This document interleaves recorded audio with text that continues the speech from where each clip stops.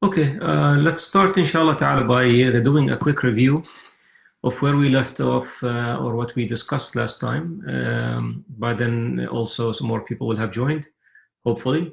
And just to refresh our memories because we did not meet last week. So, Bismillah ar-Rahman ar-Rahim, Alhamdulillahi Rabbil Alameen, wa salatu wa salamu ala Sayyidina Muhammadin Nabi al-Ummi, wa ala alihi wa sahbihi ajma'in. We, of course, we started with the idea of how do we go about proving the existence of God or discussing whether there is a creator for this, everything that falls under our senses or not. And we said that for our research, for our discussion, our thinking to be a valid, thought, we have to restrict ourselves with the things that are under our five senses, meaning we cannot discuss the metaphysical, if there is anything after, beyond this physical sphere. We need to discuss what is only under our senses. And we also discussed that before we discuss anything, we have to acknowledge that we human beings are built with certain innate types of knowledge. Things that are not learned, the things that you do not go to school to acquire, things that where the lettered or unlettered person knows, equally. That there are certain basic intellectual rules that all human beings live by. So that, for example, the part is smaller than the whole. The idea of cause, that if there is an event, something must have caused it. If you see your cup of coffee on the table and it's moved from where you left it, you know that first of all you put it there, so it did not happen by itself. You put it there, and so it was caused for it to be in that position by you, and then for it to have moved, that something must have moved it. Whether it is the wind, whether it is the cat, whether it's the neighbor's dog, or whether it is one of the children or something, but some cause that pushed it to move from one place to the other. So these are some basic, ideas that the human beings has that we need to start discussing whatever falls under our senses, so that we can discuss whether there is something beyond what exists or not. Is there something that caused all of this or not? So, and we talked about how actually science even now acknowledged that the universe has a starting point, and most scientists agree that it is the Big Bang theory. But the idea that the universe started at some point in time, this is pretty much something that is agreed on among scientists. And so we go back to saying, to the basic ideas that we have. If there is a start for the universe, and they actually measured how old the universe is, then how do we, we apply our basic fundamental rules or intellectual rules, and with that we say that if it started, then something must have started it.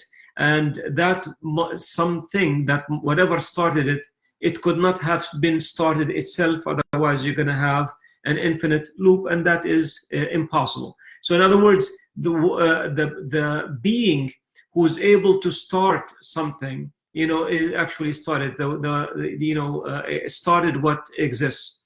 So so we're saying that that these things started by the one who's able to start, the one who's able to create.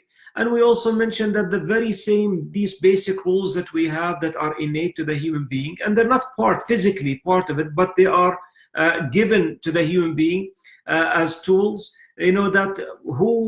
How did they come about? How did the human being acquire them? All human beings, regardless of their location, regardless of their level of education, regardless of their race, ethnicity, etc., they all have the same tools. And then we talked about the universe itself, and that it is made to suit the living human being, the human being, from the point of view of just even the hierarchy of life and the laws of nature and how they function, whether it is the inorganic nature, such as the sun and the moon and the stars, the stars and the and how they interact in the living in the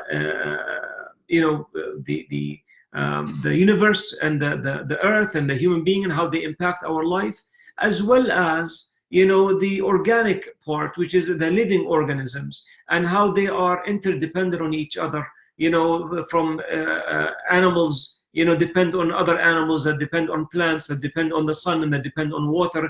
And it's just a cycle of life that exists in a meticulous system, a meticulous way, that really shows how that this is, it cannot be imagined, it's inconceivable for a human being to think that it was at random.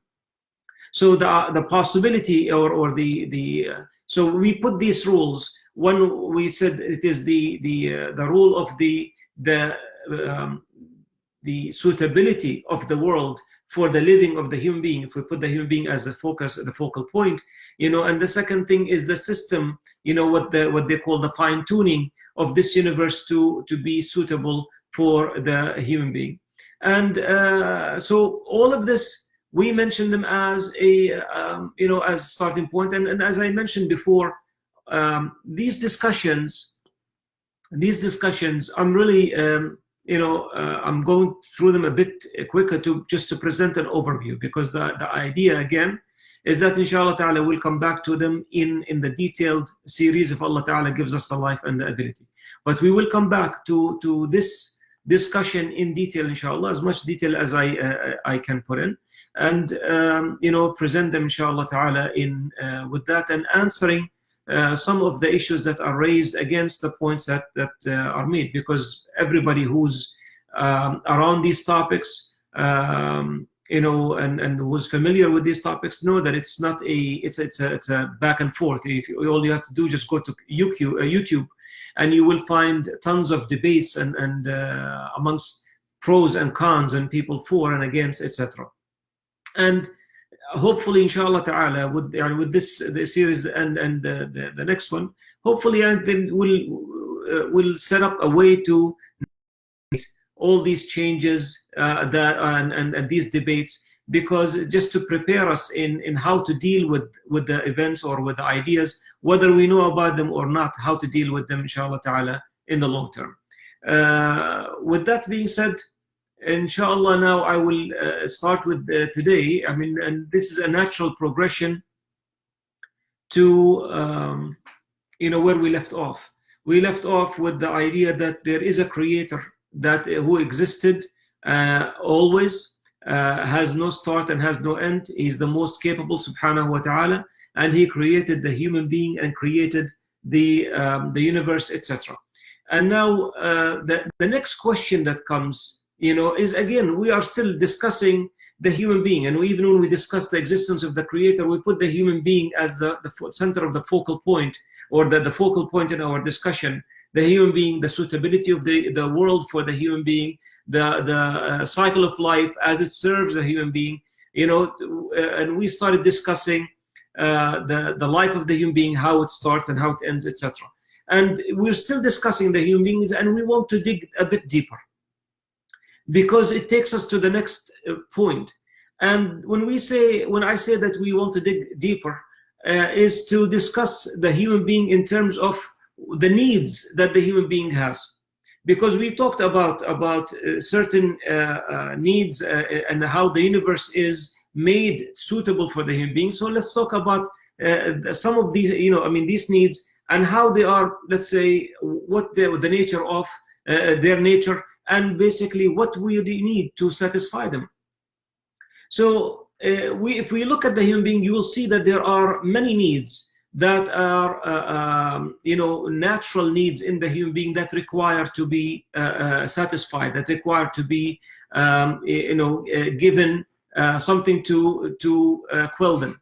So for example, everybody knows that there is a need such as hunger, thirst, the need for sleep, the need to use the bathroom. We find also certain needs such as or certain emotions and certain traits in the human being, such as fear, bravery, love, affection, stinginess, generosity, respect for arrogance, liking to gather with other human beings. When we say a human being is a social human being, liking to be with other human beings. You find that liking to be the one in the spotlight, the one who is, everybody is, reveres and some look up to, etc. These are all needs that you find in the human being, and these are all emotions and qualities that you find in the human beings, and these things need to be satisfied. And we do go about really our entire life, as a matter of fact, our entire life is spent in trying to satisfy their needs, whether these needs are about hunger and thirst and or getting shelter, or getting emotional acceptance, or proving that we're brave, or collecting money and making sure we don't spend any, or it's a combination of all of them, because for all of us human beings are built with all of these. We have fear, and we have bravery, and we have love, and we have affection, we have selfishness, we have stinginess, and we have respect, and we have arrogance, and we have also the tendency to worship, and the tendency to submit to the people in higher power, and to submit to, or to believe, to recognize our incompleteness. All of these exist in the human beings, and the question is, how do we go about satisfying them, if really this is the nature, the behavior of the human being is nothing but for that? The way we interact with each other, the way we whether we acquire wealth so that we can feed ourselves, so we can drink, so we can have a shelter, so we can get a spouse, so that we can we visit each other, we interact with each other for love, for affection, for family bonds. We go gathering around certain people, and we like to be gathering, we go worship, we all of these things. Really, this is what all human beings are involved in one form or another. So if we look at these needs, these hungers that the human being has, you find that really they are not all the same. They are not all on the same level. Some of them, for example, if they are not satisfied, they lead to death. So for example, hunger, thirst, sleep, these things, if the person does not fulfill them, does not satisfy them, they will lead to physical demise, meaning the person will actually die. So they are organic. They are part of the they're required for the very physical part of the human being, for the human being to function and to continue living. Yet you find other parts, other needs, are different from those. So you find, for example, arrogance that exists in human beings, or liking to be with amongst others, or the worship, or the sexual inclination, the attraction to the opposite sex, tenderness. All of these, if you don't have them, if you're humble, or if you live alone, it's not going to hurt you physically. If you do not worship, if you do not worship, you are not harmed physically. All you are is just you are uncomfortable. So this is the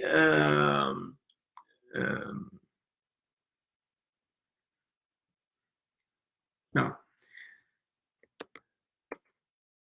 So these things, when you see the impact of not satisfying them, only they feel discomfort. So if the person naturally, for example, likes to be loved, we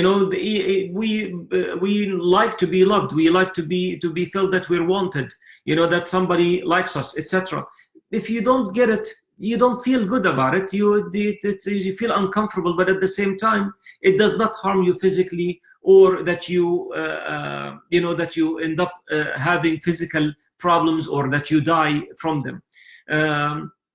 Worship itself, you have if people, for example, under communism in the Soviet Union, Muslims, specifically Muslims, And even today, nowadays in China, Muslims are prevented from worship by force, by force. So the fact that they're not worshiping is not physically harming them where they are dying. They are dying they're from torture, from other events. But the fact that they're not worshiping Allah subhanahu wa ta'ala, they do not fulfill that part of the submission to the Creator or to the Supreme Being, it's not harming them physically.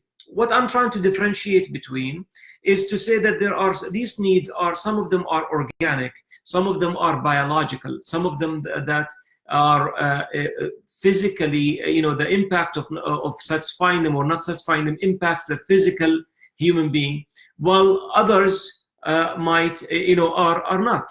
So if you do not go to sleep, at some point you can only stay without sleep for a certain period of time, and then the person dies. But at the same time, if the person does not get married and does not satisfy their needs from the opposite sex, it leads to discomfort, but does not lead to death, or leads to physical harm. Many people actually choose not to get married, and they don't have relationships out of marriage, and nothing happens to them.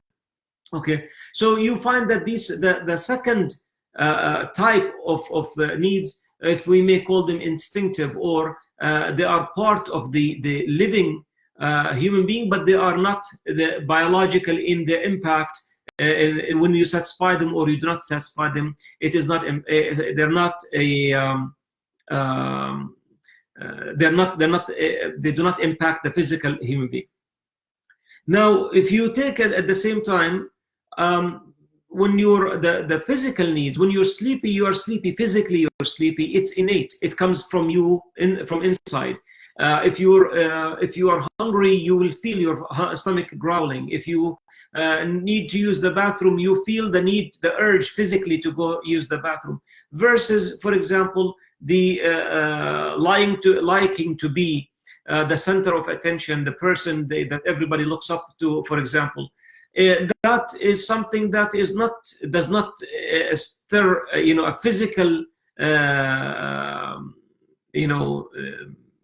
sign or something that is physical that makes you that. It is an emotion that exists in you that likes you to do this. When a person is arrogant, these things are developed not innately, but actually sometimes either by sitting and thinking about it, that I like to be this because this makes me feel, let's say, more secured, more, more loved, etc., or more feared.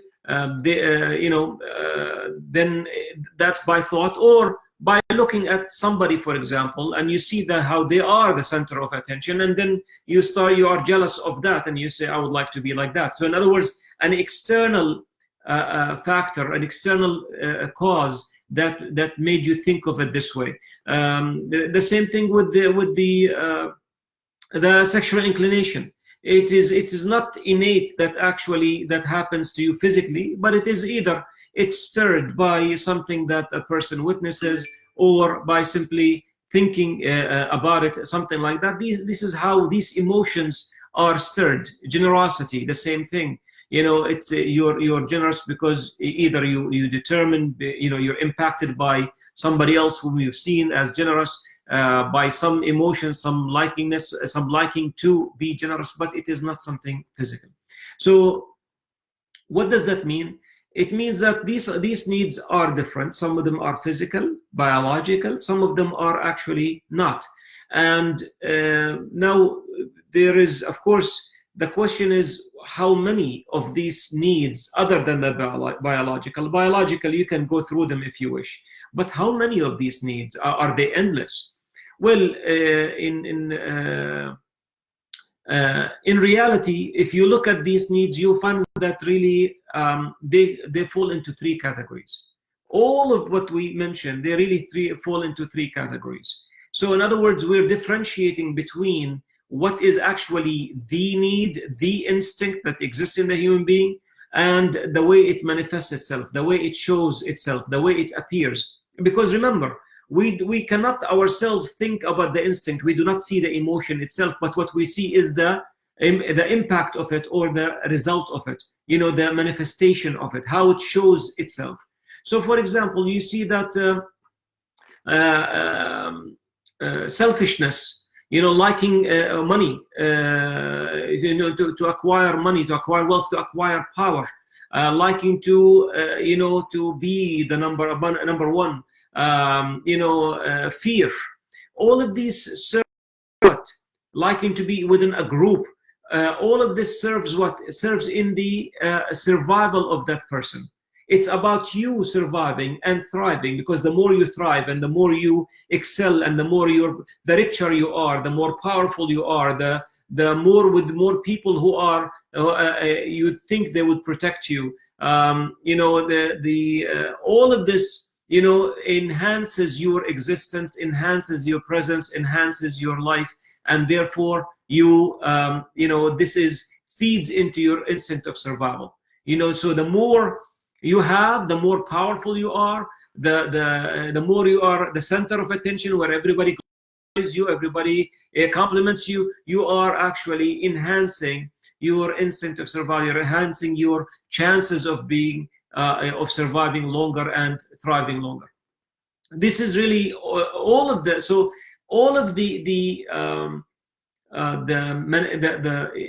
that you see, the actions of generosity, the actions of or the emotions of stinginess, or all of this leads to what? Leads to the enhancement of the existence of the human being. They are all about the instinct of survival. Now, and of course, you find that similarly, you have certain manifestations, such as the sexual inclinations, loving one's mother, looking, feeling horrible, when a human being dies. You've never met them. When somebody drowns, or when you see a child abused, or a you notice that all of these things are related to what? Related to keeping the species, the human race, keeping the human race intact. And that like motherhood, for example, the one who she would actually sacrifice herself for the well-being of her offspring. That is not for her survival. That's actually for the survival of the human race. If the child survives, chances the race will survive.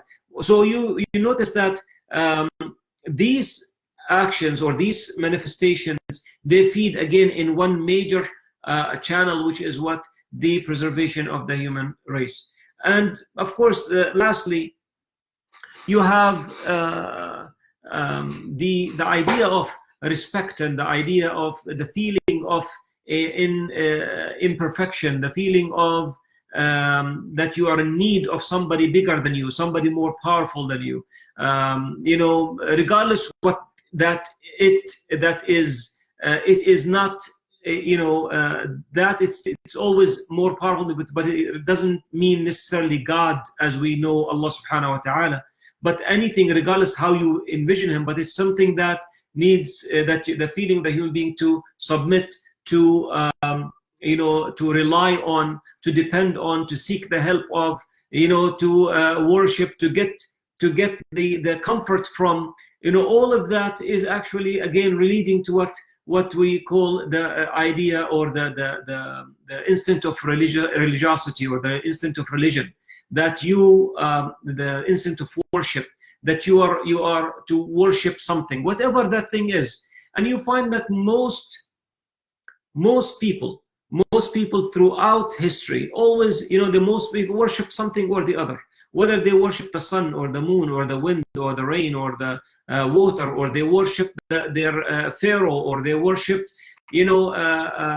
whatever, they all worshipped God himself, all of these, but they worship something or the other. And keep in mind, when we talk about instincts, instincts are again, at the end of the day, it's part of the human beings, but stirred. And when you say that they're stirred by external factors, or by the thinking about them, it means that they can be suppressed as well. So it is not always that when we say that you have this instinct, you have this need, you're always, it's always there. No, it varies. It can be suppressed by something else. So, for example, maybe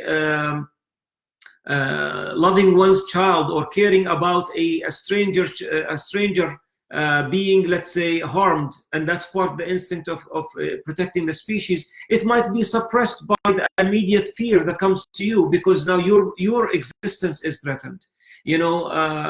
Sometimes the idea of generosity, which is you're serving, you're helping others, might be suppressed by when you feel that, your funds are running low now, and I need to protect myself. This is something like that.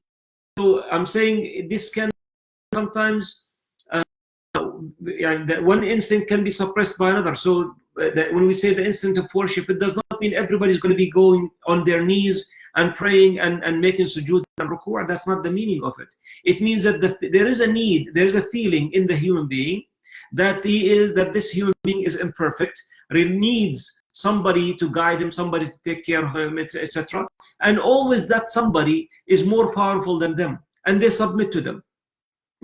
Now that feeling can be suppressed by something else. For example, by the instinct of survival. When the emphasis on money, like now materialism, the emphasis on the finances, and creating an atmosphere where you feel that you have to hustle all the time, 24/7, just to survive.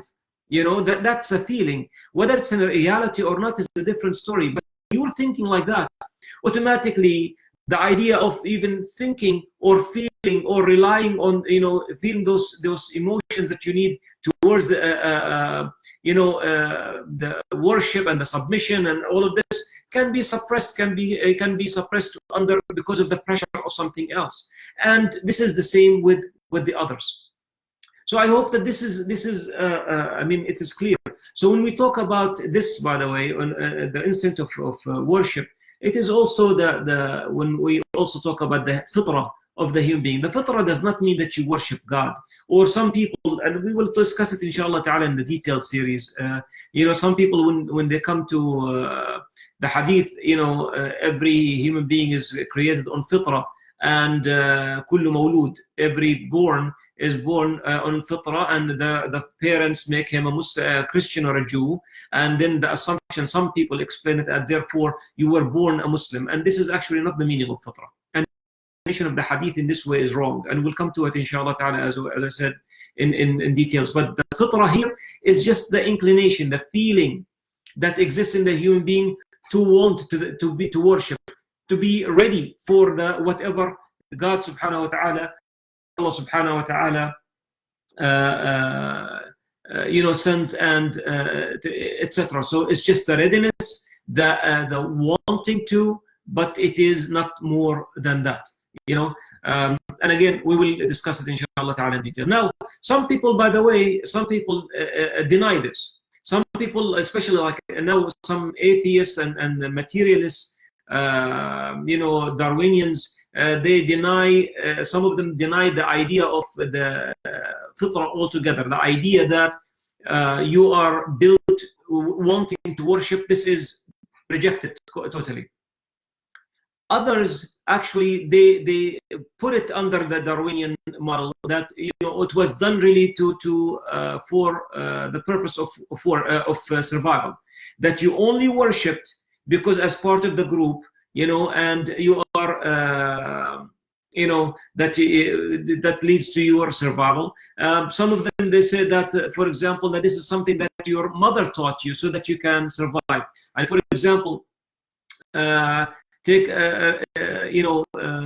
Richard Dawkins. Richard Dawkins, in his book In the God Delusion, says that this is taken from parents as it helps to survive. So he views the parents teach their children to worship, and that it helps them to survive. I'm not going to argue with it now, but just presenting it as people. Now, when people asked him, well, okay, if so, this belief, this feeling that you need, that you rely on somebody stronger, something bigger than you, the feeling that you need to submit to somebody, worship, that you're incomplete, etc. Fine. Your parents, your mother taught it to you when you're a little kid, you did not know any better. But now, how do you explain? He was asked, how do you explain that people actually, when they grow up, They reject the idea of Santa Claus, but they do not, you know, stop believing in God.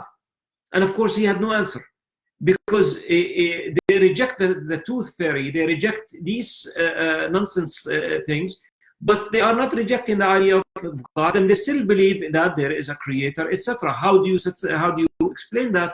And of course, there's no,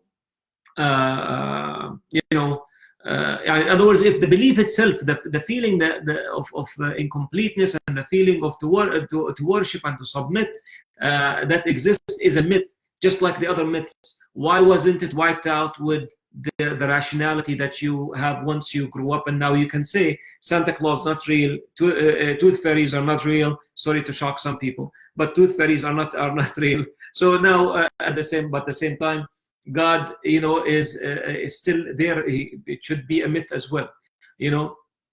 But in reality, many atheists believe, you know, they argue intellectually like this, yet at the same time, look at the same person. If we take Dawkins, he said that, you know, there is a need, there is a feeling in it. So in a debate he had with John Lennox, and it was called the God delusion debate. It's a very interesting debate. You can find it on YouTube. So in the God delusion debate, Richard Dawkins said, quote unquote, when you consider the beauty of the world and you wonder how it came to be what it is, you're naturally overwhelmed with a feeling of awe, a feeling of admiration, and you almost feel a desire to worship something. I feel this. He's talking about himself. I feel this. I recognize that other scientists feel this. You know, Einstein felt it, end of quote. You know, so he is saying that this feeling, you look at the world, the complexity of the world, and the beauty of it, and the idea of beauty is a separate subject in itself. But you look at the world and you look at its beauty, you almost feel, he says, you almost feel a desire. But then he confirms it. He said, I feel it. I feel this. I recognize that other scientists feel this. You know, Einstein felt it. You know, Sam Harris. You know, the one who wrote the book End of Faith. He introduced in his book Waking Up a spiritual guide without religion. Well, if you don't need a religion because you already did what End of Faith, you wiped it out. Why do I need a spiritual guide? What does that satisfy in me if it is not religiosity, if it is not something that, you know, the belonging of, you know, or the submission to the Creator, having a connection with the metaphysical, what does that do? As a matter of fact, BBC News reported that, and under their title, what happens at an atheist church? You have atheists, an atheist church in North London, you know, is proven to be a big hit with non-believers. Does it feel like a new religion? End of quote. Does it feel like a new religion? So even now, atheists, you have some atheists, I mean, not all of them, but you have, if Sam Harris, if Richard Dawkins are talking about spirituality, talking about being awe and almost believe, you know, I don't know if you can get more of them out of them than that, but I think this is plenty. Now, if you have atheists who are starting, you know, churches, you know, to places of quote unquote spiritual gatherings, but they're not. It's not a religion. I don't understand what that does, because gatherings, if you're talking about just being together, you can do that in a pub, in a bar.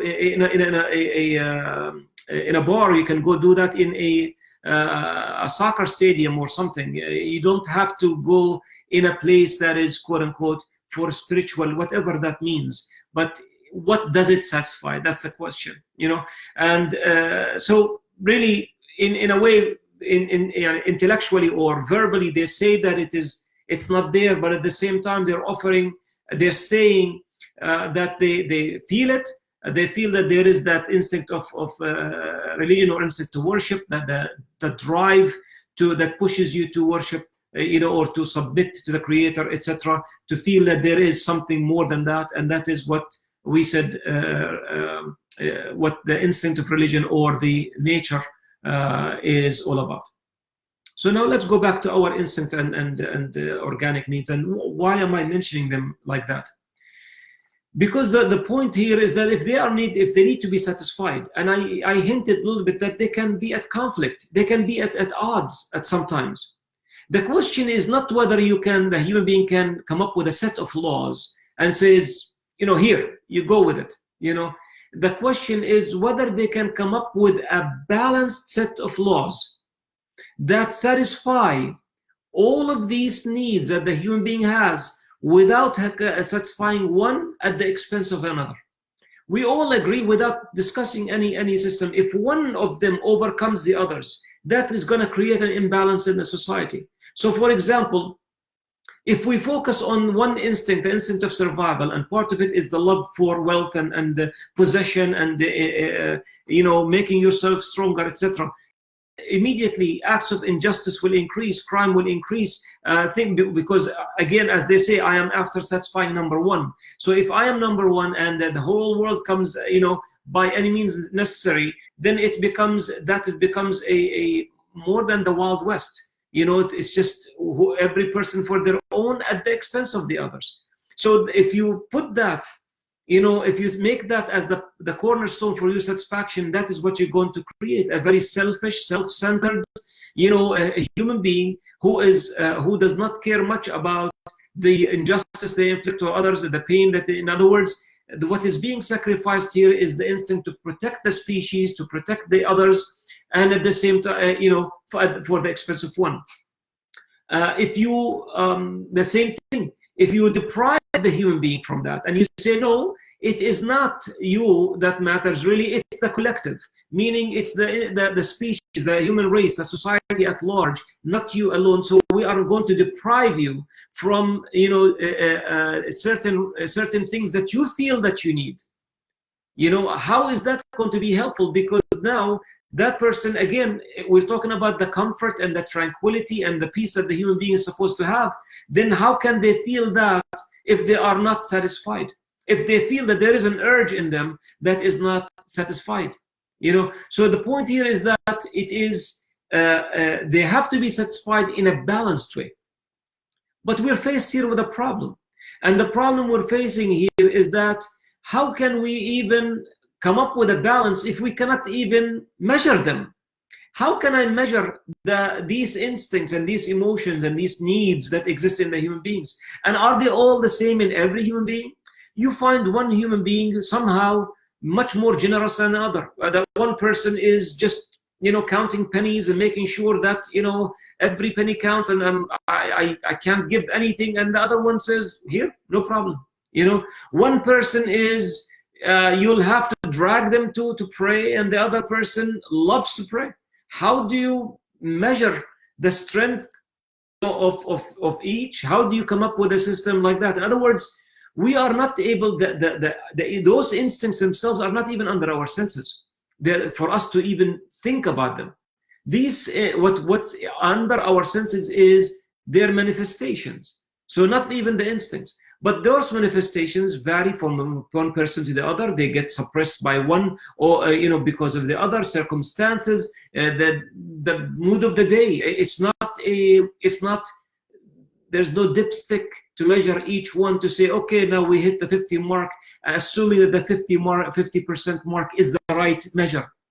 So when I say create a balance, I don't mean 50-50. So you worship one a little bit, and you abuse a little bit, and you do this little bit, and that's not the meaning. The meaning is to come up with a way that actually satisfies the individual, satisfies the group, the at large, without sacrificing one need for the other. But again, the problem we run into is that we cannot measure these instincts, and because they're not under our senses. So and of course we cannot. It cannot be an emotional reaction. Let them do what they like. Let them do well. This person likes it. Let them do what they like. Who can we?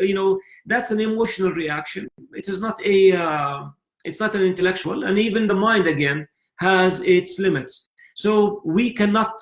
In reality, we cannot come up with a balance for such a set of needs that the human being has.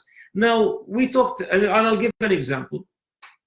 We talked about the instinct of the survival and protecting the species and the human race, and so okay, the human being is built, to go after, to look after their own interests and their own, what satisfies them and what makes them prosper and what makes them stronger, what enhances their survival, etc., etc. That's very good. But at the same time, we're also built to care about others and to how others are, how are we doing, because we feel bad when somebody's suffering. As a matter of fact, sometimes people sacrifice their own lives to protect a total stranger. So I'm saying that we have both needs, both emotions, both instincts, are in the human being. So how are you going to make that? How are you going to satisfy both? How are you going to make a law? So, for example, take one example: the idea of ownership. The idea of ownership, al-mulkiyya. The idea of ownership, for example, in capitalism, because these people, they came up with systems to satisfy the need of the human being. The capitalism came up with an idea about ownership, that you basically can own unrestrictedly. You can. There is no limits on ownership, and the only factor that determines how you acquire wealth is the price, or how you acquire benefits. In other words, how consumers get access to products and services by the price. So the price is the organizer, the sole organizer. They say economics 101. The price is the sole organizer for the products and services that you acquire. That's fine. But how about if somebody who does not have the price? Then you suffer. How about if somebody who is born disabled? Then you suffer because you don't have the price. You're not able to, produce to get that product or service. How about if the person has an accident? Then tough luck, because in reality now you are not able to produce it. Then you're not able to get it. By the way, nowadays and you see this, even though we're not living under, the West is not living under pure capitalism, and even in the United States it's not a pure capitalism. They introduced several laws to soften the capitalism and the impact of capitalism on people, because it's a ruthless system. If you want to know how ruthless it can get, you can only, all you have to do is just read around the Industrial Revolution and how labor was treated, and what kind of work conditions, and etc., etc. And then you'll see how ruthless it can be.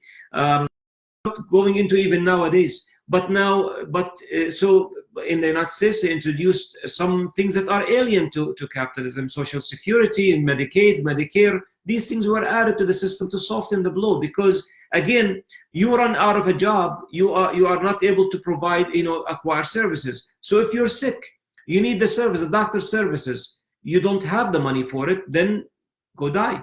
It's as simple as that, because we already decided that what controls the ownership here is the price. You don't have it, you don't get it. So this is one that went to this extreme. You have the opposite of it is in communism, for example. In communism, they negated the right to own altogether. So the instinct of survival, which one manifestation of it is to wanting to own, liking to own, that was wiped out for the benefit of the group, as they say. So you can work as hard, the whole idea, you work as hard as you get, and you get only what you need, no ownership. You live in a place that's owned by the government, by the state. You breathe the air that's provided by the government, and you have nothing to it. And of course, this is against the nature of the human being, as we mentioned, against the instincts and the needs that the human being has, as we mentioned. Okay. Now, of course, in Islam, it came up with a different approach. Every human being in Islam, every human being has the right to satisfy their basic necessary needs. When I say basic necessary means, it means shelter, food, clothing, what you need to function as a human being. You cannot be homeless. You need shelter, you need the clothing, you need the food. That is for you. Every human being, regardless whether you're able to afford it or not, is entitled for that. Of course, the idea is that you afford it, you work for it, but if you are unable to, then it's provided for you. And at the same, of course, it did not put a limit on how much you can, possess, you can own. It made put a limit on how you can own it. So it said you can own whatever you want, but provided that you own it in the certain legal ways which Islam specified. And of course, even the wealth, not unrestricted in the sense of the types of wealth. So there are certain things, for example, if they belong to the group by nature, naturally, such as oceans and rivers and roads, and you cannot say, well, I this is mine. Why? Because this is by its nature, it's required by the group.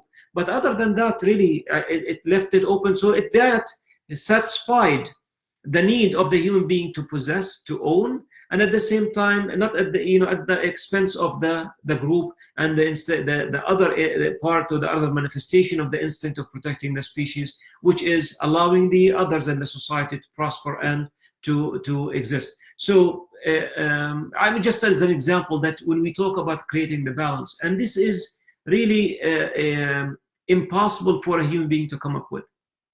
And not only that, to link all of that with the belief again, and that's a different topic, but to link all of that and the way that we satisfy our instincts and our needs, with the belief system, and that cannot be put.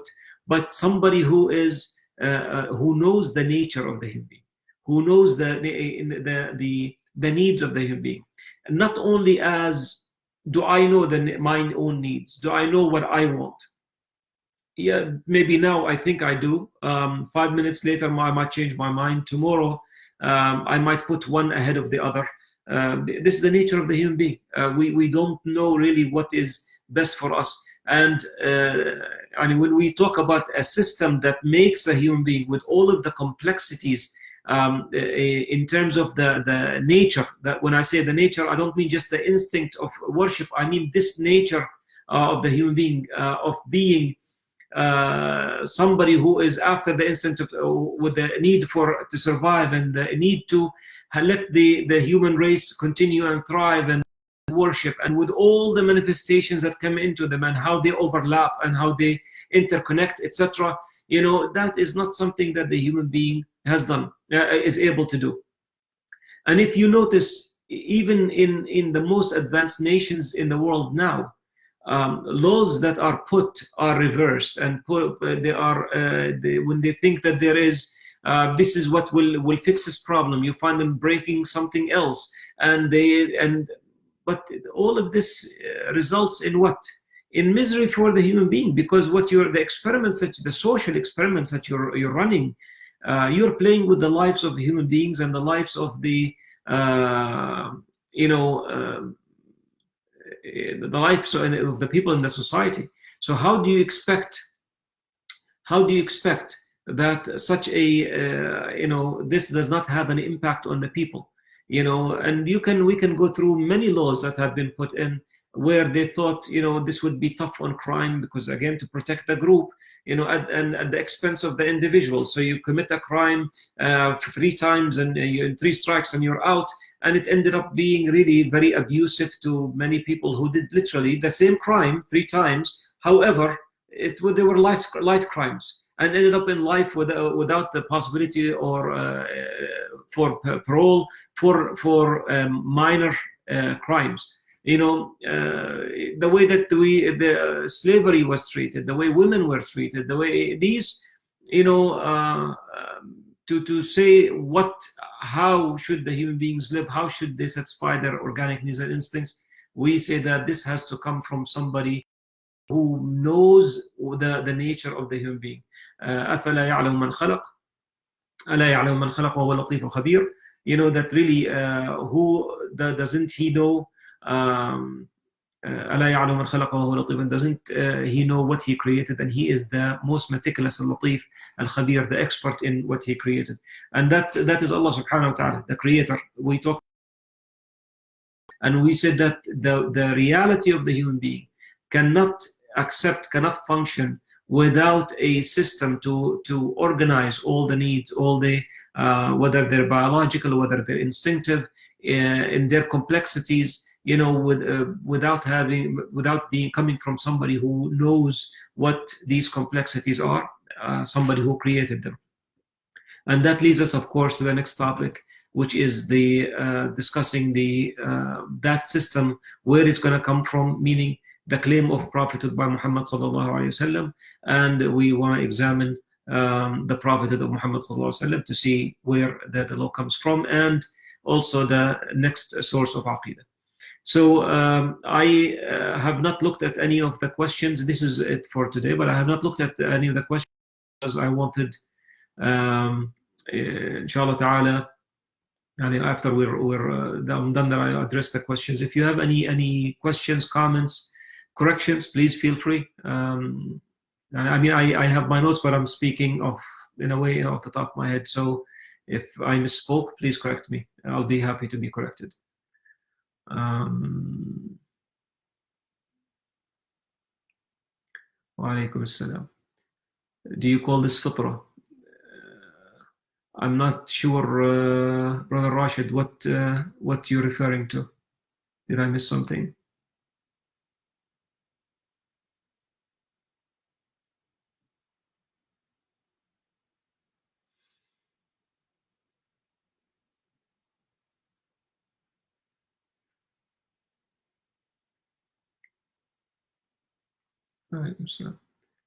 I don't see any questions except one question which I'm not understanding. Anybody has any questions or comments?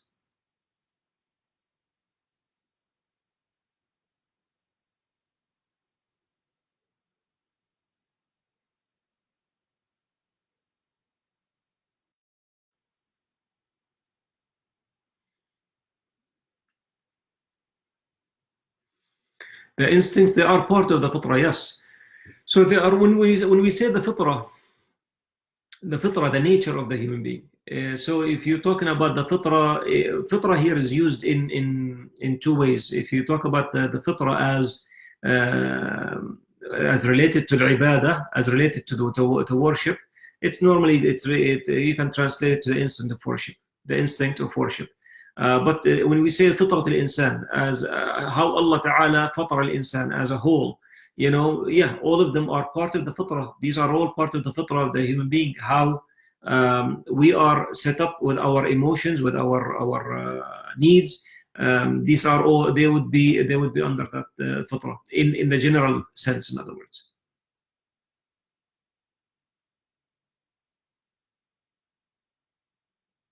And that's why they are part of the fitrah, and they can never be removed. That's why they can never be removed. You can suppress them. You can suppress a feeling or a need for the extent of others. And normally now, under materialism, not just materialism, I mean, we are in under capitalism and under the materialistic life that we live. You can see which things that are highlighted, emphasized, encouraged, people are measured according to. You're not measured by how helpful you are to others, or how obedient you are to Allah subhanahu wa ta'ala. You are measured by materialistic standards, how much, so they classify you as successful, not successful, based on the based on the materialistic gains that you have, that you've gotten, etc. It's all by materialism, and at the same time, that is highlighted, and the idea of materialism and the financial success is highlighted, and what is de-emphasized or suppressed in the process, anything that relates to religion, it becomes a personal business, not something to be discussed in public places, at work, etc. These are sensitive topics, quote unquote, so you don't get into religion or politics, as they say, so you don't discuss them. And at the same time, you're even if you want to pray, it cannot be something that impacts the work. It cannot, in other words, they minimize the role of that, and the satisfaction of the instinct of worship for the elevation for another one. So you're automatically, you suppressed one at the extent of, but you have not, suppression does not mean removal, and that's the point that I want to say. The question is, so the point is that instincts and drives exist, and that a system needs to satisfy them. It is not enough for one to deny these instincts, but if one is to determine a proper belief system, they would need a system that addresses these instincts and drives. Correct? It's not enough for one to deny these instincts. And again, I mean, I don't think anybody, the denial, as I said, look, one can be argumentative, Muhammad. One can be argumentative, and they,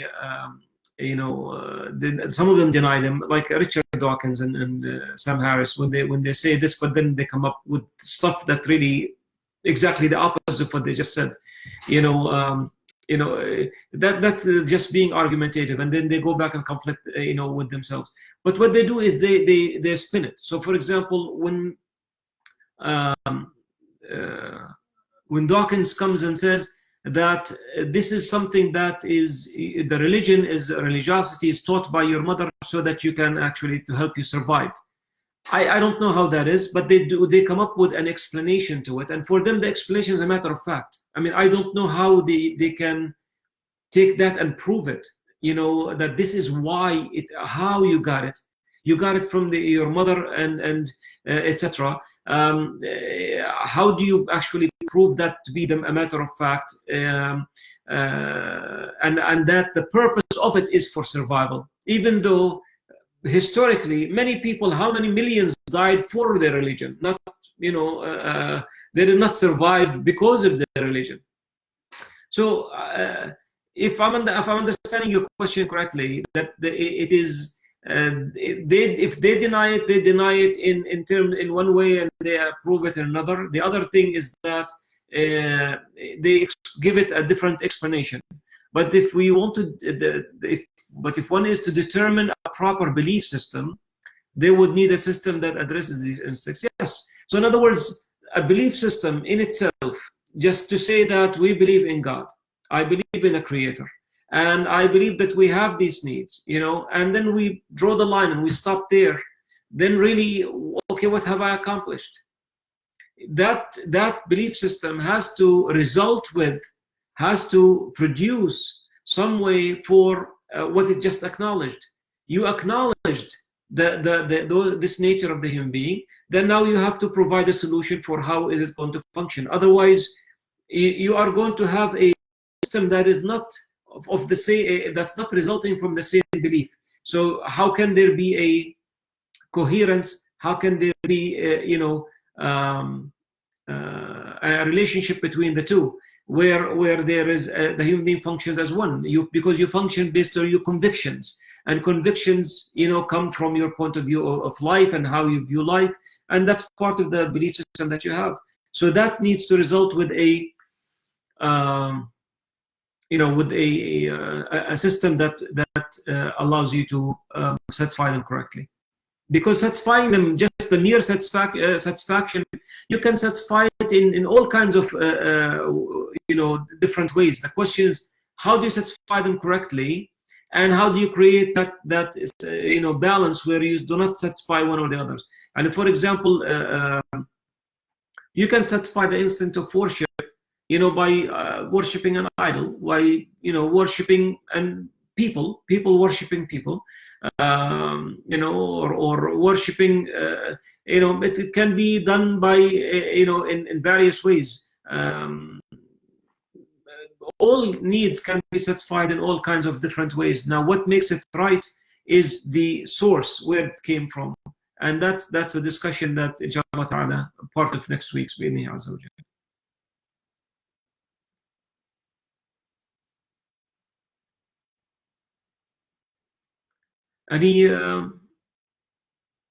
Any other question?